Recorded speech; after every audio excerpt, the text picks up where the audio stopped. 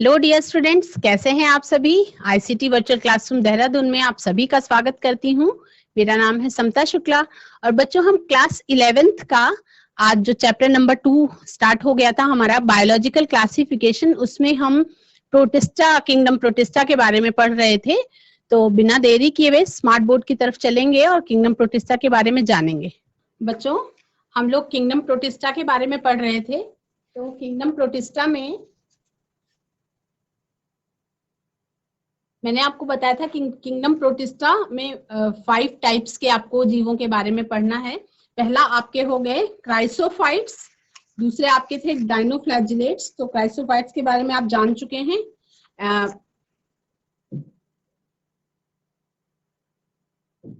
ये थे आपके डाइनोफ्लैजिलेट्स और ये था आपका क्राइसोफाइट। तो हमें आज पढ़ना है यूग्लिना के बारे में। They are fresh water organisms find in stagnant water, यानी कि ये फ्रेश वाटर में पाए जाने वाले जीव होते हैं। और ये कैसे होते हैं? एक कोशिकीय मुक्त जीवी होते हैं। ये फ्लैजेला की मदद से इधर उधर जाते हैं, यानी कि क्या कर सकते हैं? ये मूवमेंट कर सकते हैं, ये मोटाइल होते हैं। इनके अंदर क्या होती है? 2 फ्लैजेला। आप जैसा देख रहे हैं इनके अंदर 2 फ्लैजेला पाई जाती है। In the place of cell wall they have a protein rich layer called pellicle, यानी कि सेल वॉल की जगह पे, ये जो सेल वॉल वाली स्ट्रक्चर है इसकी जगह पे इन क्या पाई जाती है बच्चों? एक प्रोटीन रिच लेयर पाई जाती है, जिसे हम क्या कहते हैं? पेलिकल कहते हैं।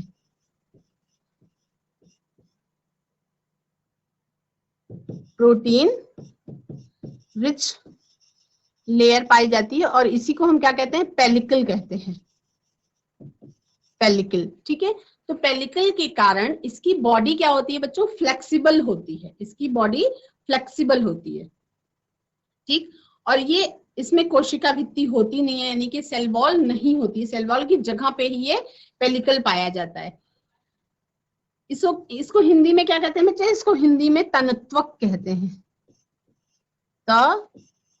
तनुत्वक, इसको हिंदी में तनुत्वक कहते हैं। पेलिकल को ही हिंदी में तनुत्वक कहते हैं। They have 2 flagella, a short and a long one, यानी कि इनके पास 2 फ्लैजिला होते हैं, एक बड़ा होता है और दूसरा छोटा होता है। They are photosynthetic in the presence of sunlight, यानी जब सनलाइट होती है, जब इसको सनलाइट मिल रही होती है उस समय पे ये प्रकाश संश्लेषी की तरह व्यवहार करता है। इसका मतलब बच्चों ये स्वपोषी की तरह व्यवहार कर रहा होता है और फोटोसिंथेसिस की भी प्रक्रिया करता है और ये पौधों की तरह रिएक्ट करता है, ठीक है। तो फ्लैजिला के आधार के समीप यहाँ पे एक प्रकाश संवेदी बिंदु होता है। इसके अंदर क्या होता है? एक लाइट सेंसिटिव स्पॉट होता है।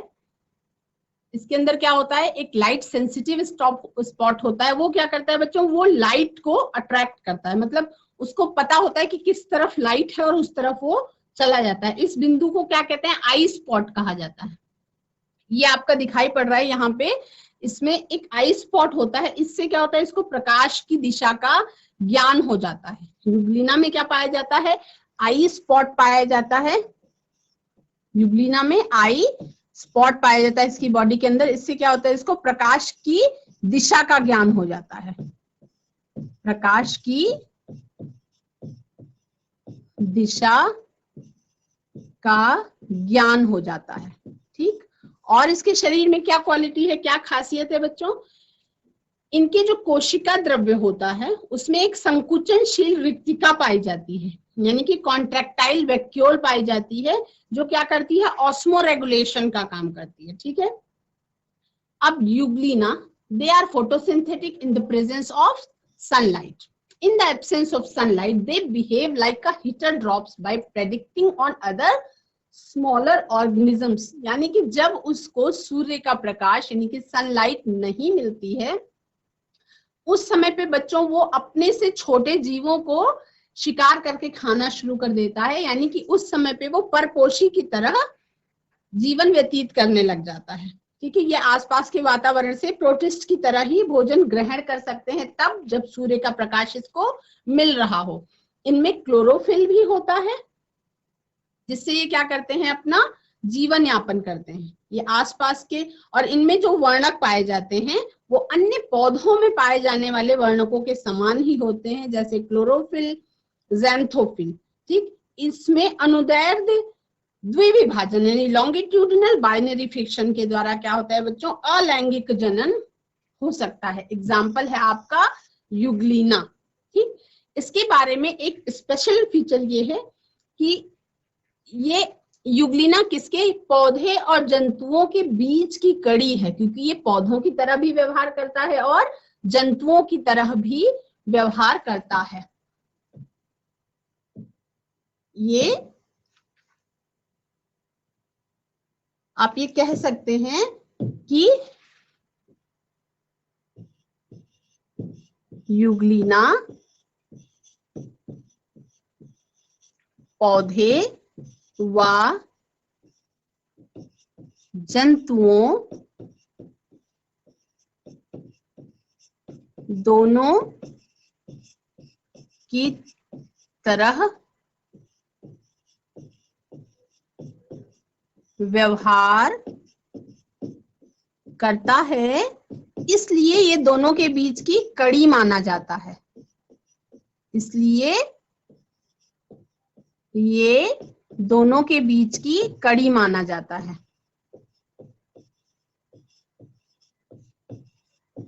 अभी ये क्वेश्चन भी एग्जाम में आ सकता है कि कौन सा ऐसा जीव है जो पौधों और जंतुओं दोनों की तरह व्यवहार करता है, कौन सा ऐसा जंतु है जो पौधों और जंतुओं दोनों की तरह व्यवहार करता है। तो आप बता सकते हैं कि प्रकाश की उपस्थिति में यूग्लिना पौधों की तरह व्यवहार करता है, वो प्रकाश संश्लेषण के द्वारा अपना भोजन स्वयं बनाता है, और अगर प्रकाश की अनुपस्थिति होती है तब वो जंतुओं की तरह व्यवहार करने लगता है और वो एक शिकारी की तरह अपने से छोटे जीवों को खाना शुरू कर देता है और उस समय वो जंतुओं की तरह व्यवहार कर रहा होता है। तो यूग्लिना जो है वो पौधों और जंतुओं दोनों की तरह व्यवहार करता है, इसलिए दोनों के बीच की कड़ी माना जाता है। ठीक, यूग्लिना के बाद बच्चों हम अब देखिए यूग्लिना में एक लाइट डिटेक्टर होता है। ठीक, आपकी बेस ऑफ द फ्लैजिलम, यहाँ फ्लैजिलम के बेस के पास यहाँ पे देखिए आपका एक लाइट डिटेक्टर दिखाई पड़ रहा है, ये वाले पोर्शन में आप देखेंगे एक लाइट डिटेक्टर दिखाई पड़ रहा है। वो क्या करता है, इसको क्या कहते हैं, आई स्पॉट कहते हैं। Euglena moves toward light of appropriate intensely and important adaptation that enhances photosynthesis. इसके अंदर एक आई स्पॉट भी होता है जिससे ये अपने रोशनी को यानी सूरज की रोशनी को खोज लेता है और उसकी तरफ चला जाता है। ठीक है, इसके अंदर प्लाज्मा मेम्ब्रेन भी होती है बच्चों, इसके अंदर न्यूक्लियस होती है, एक शॉर्ट फ्लैजिलम होता है, एक लॉन्ग फ्लैजिलम होता है, इसके अंदर कॉन्ट्रेक्टाइल वैक्यूल भी होती है, क्लोरोप्लास्ट्स भी मौजूद होते हैं और प्रोटीन से बना हुआ सेल वॉल की तरह का एक स्ट्रक्चर होता है जो सेल वॉल नहीं होता है और उसको क्या कहते हैं, पेलिकल कहते हैं। Pellicle is protein bands beneath the plasma membrane that provide strength and flexibility. ठीक, क्योंकि Euglena lacks a cell wall. उसके बाद हम बात करेंगे बच्चों स्लाइम मोल्ड्स के बारे में, यानी कि अवपंक कवक के बारे में। हम किन के बारे में बात करेंगे, स्लाइम मोल्ड्स यानी कि अवपंक कवक। ये आपके प्रोटिस्टेंस की 4th नंबर है, slime moulds. Slime moulds are saprophytic protists, यानी कि ये कैसे होते हैं बच्चों, ये मृतोपजीवी प्रोटिस्टा है। ये कैसा है, मृतोपजीवी।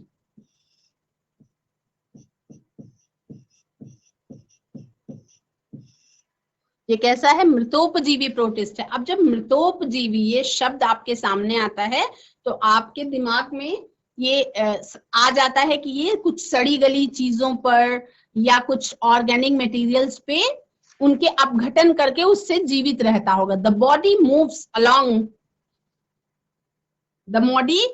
body moves along the dead twigs and leaves engulfing organic material. ठीक है, यानी कि ये सड़े गले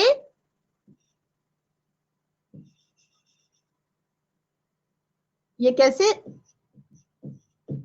सड़े गले कार्बनिक पदार्थों पर अपघटन के द्वारा जीवित रहता है, यानी उसी से अपना ये भोजन का निकाल लेता है, उसी से अपना भोजन बना लेता है। स्लाइम मोल्ड्स कैसे होते हैं बच्चों? ये साधारणतः है भूमीय होते हैं, यानी कि ये टेरेस्ट्रियल होते हैं। कैसे होते हैं? साधारणतः भूमि पे मिलने वाले होते हैं। ठीक, ये टेरेस्ट्रियल होते हैं जो नम स्थानों पर पाए जाते हैं। कैसे होते हैं ये? टेरेस्ट्रियल। पहला तो ये कैसे हो गए? टेरेस्ट्रियल, यानी कि ज्यादातर भूमि पे पाए जा रहे हैं। ठीक,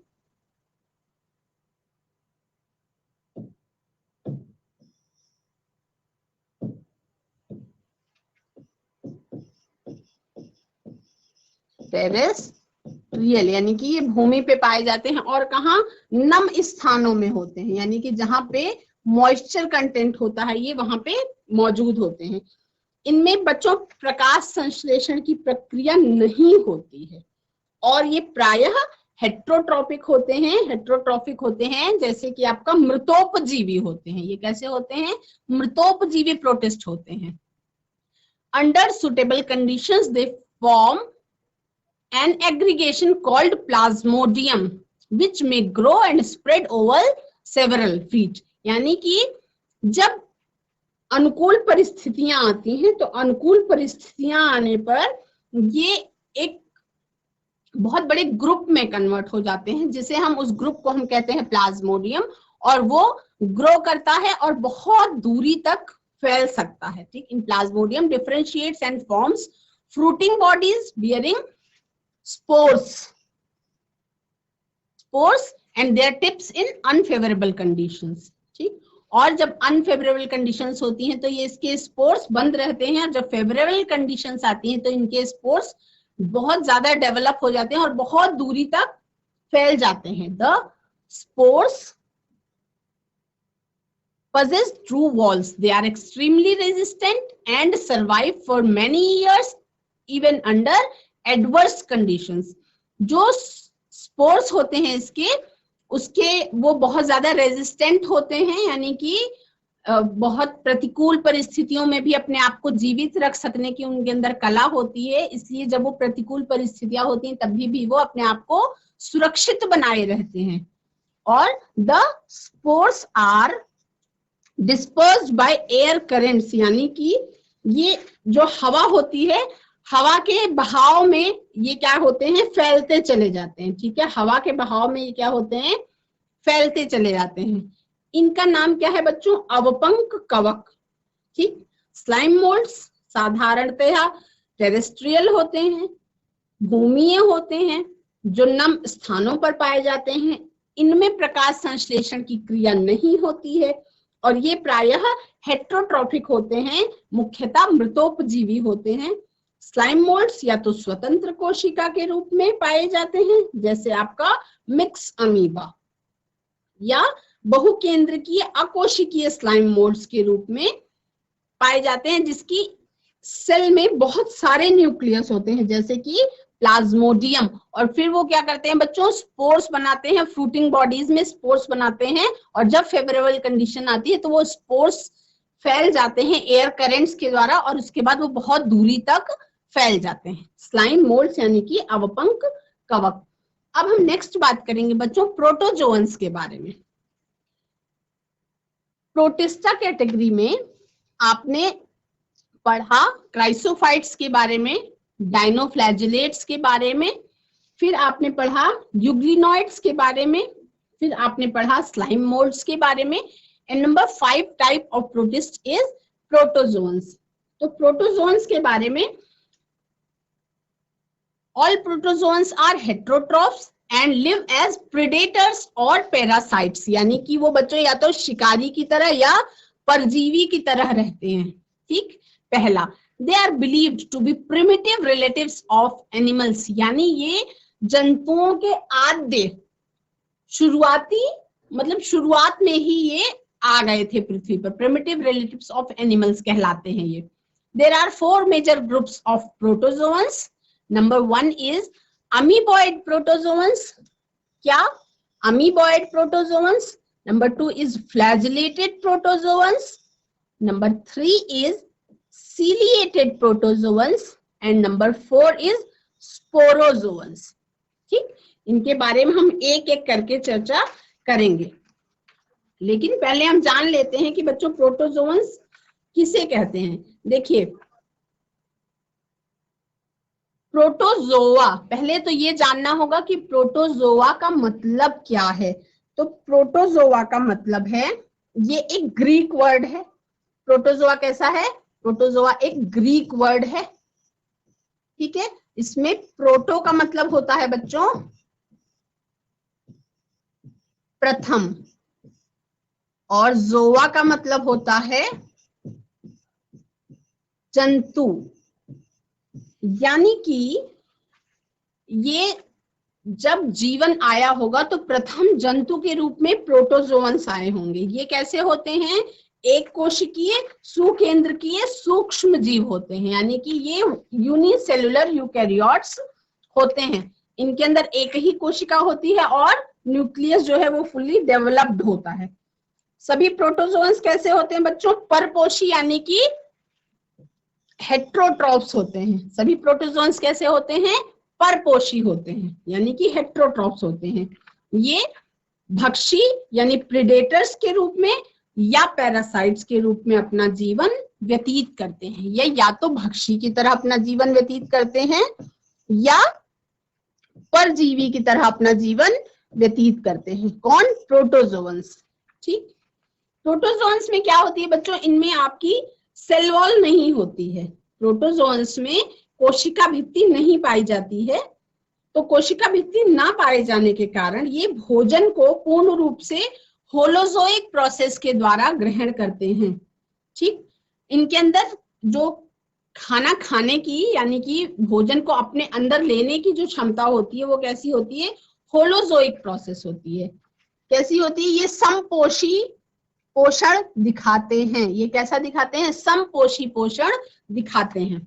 इसमें हम बात करेंगे पहले अमीबॉइड प्रोटोजोअन्स के बारे में। ठीक, अमीबॉइड प्रोटोजोअन्स के बारे में बच्चों, जिसका एग्जाम्पल है आपका अमीबा।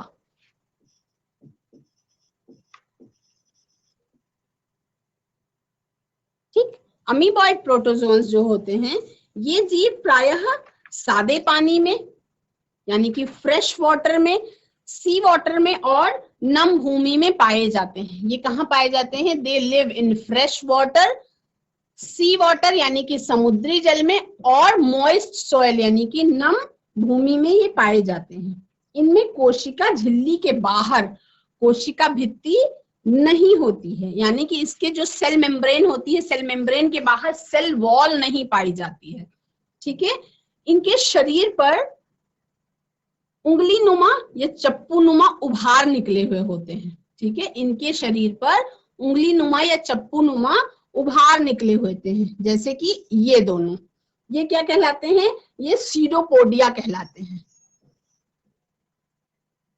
सीडोपोडिया। और ये इनका जब खाना खाते हैं ये, तो उसमें ये सीडोपोडिया उनकी क्या करते हैं? हेल्प करते हैं। दे मूव एंड कैप्चर, यानी कि ये चलते रहते हैं और सीडोपोडिया की हेल्प से ही ये अपने शिकार को कैप्चर कर लेते हैं। They are prey by putting out pseudopodia in the form of false feet as in amoeba. इसे हम क्या कहते हैं? फॉल्स फीट का मतलब कूटपाद। कूटपाद का मतलब आप ये बोल सकते हैं बच्चों की वो सत्य का, ये चेंज सबको पता है कि जो अमीबा है, अमीबा अपना शेप चेंज कर सकता है ना। Amoeba can change their shape.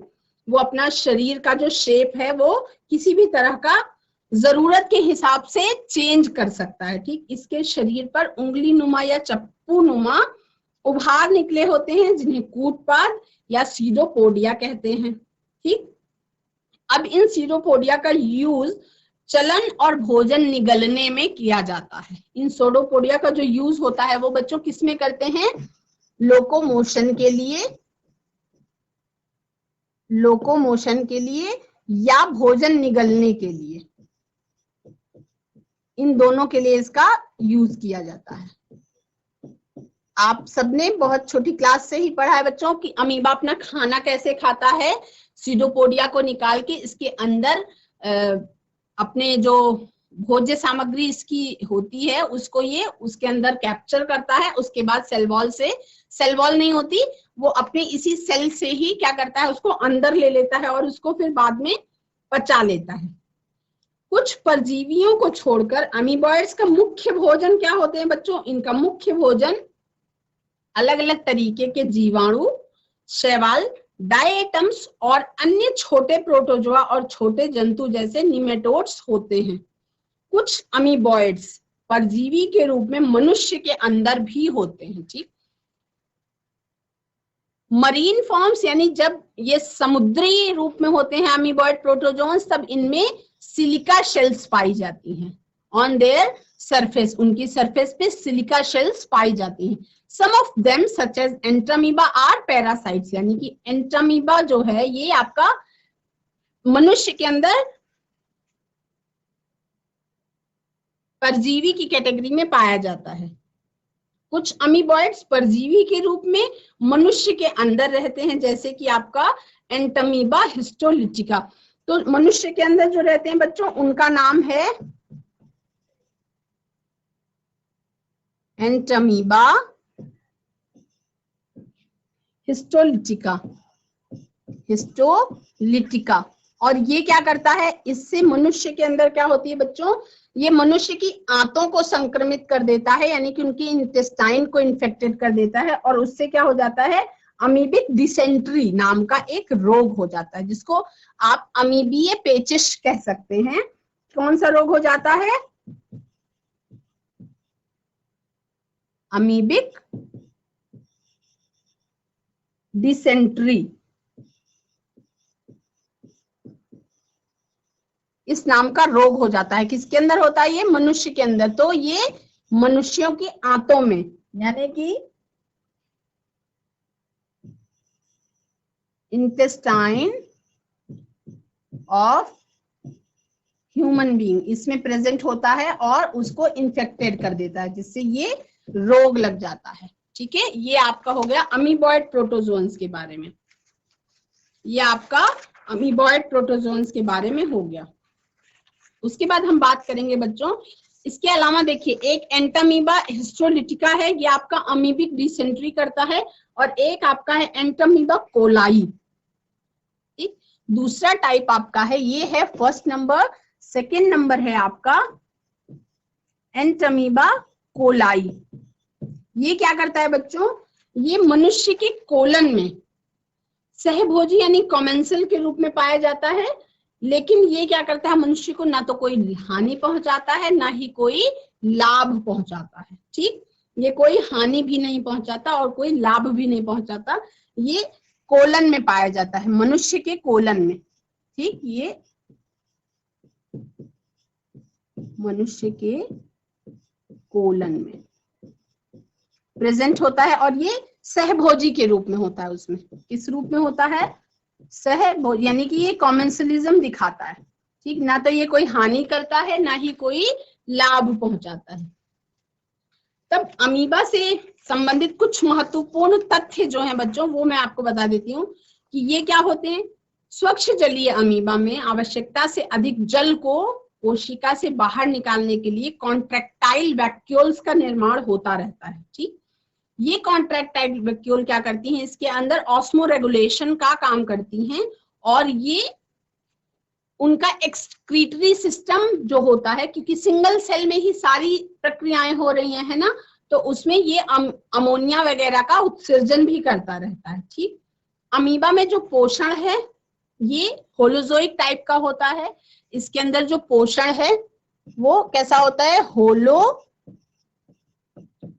यानी कि समपोषण होता है, या जंतु समपोषण कहते हैं। ये कैसा होता है बच्चों, ये समपोषी होता है। ठीक है, और ये भोजन का जो पाचन है वो फूड वैक्यूल्स के रूप में कोशिका के अंदर होता है, इसीलिए इसे इंट्रासेलुलर डाइजेशन भी कहते हैं, अंतःकोशिकीय पाचन भी कहते हैं। यानी कि इसके अंदर जो पाचन की प्रक्रिया पाई जाती है उसे हम इंट्रासेलुलर डाइजेशन या अंतःकोशिकीय पाचन कहते हैं। ठीक, अमीबा में जो रिप्रोडक्शन होता है बच्चों वो अलैंगिक जनन अनियमित द्विविभाजन, ठीक है। ये मतलब ये इसके अंदर क्या होता है बच्चों, एसेक्सुअल रिप्रोडक्शन होता है। इसके अंदर क्या होता है, रिप्रोडक्शन कैसे होता है, इसके अंदर एसेक्सुअल रिप्रोडक्शन पाया जाता है, एसेक्सुअल रिप्रोडक्शन पाया जाता है, यानी अलैंगिक जनन पाया जाता है। और किस तरह से होता है ये, इरेगुलर बाइनरी फिशन के द्वारा हो जाता है।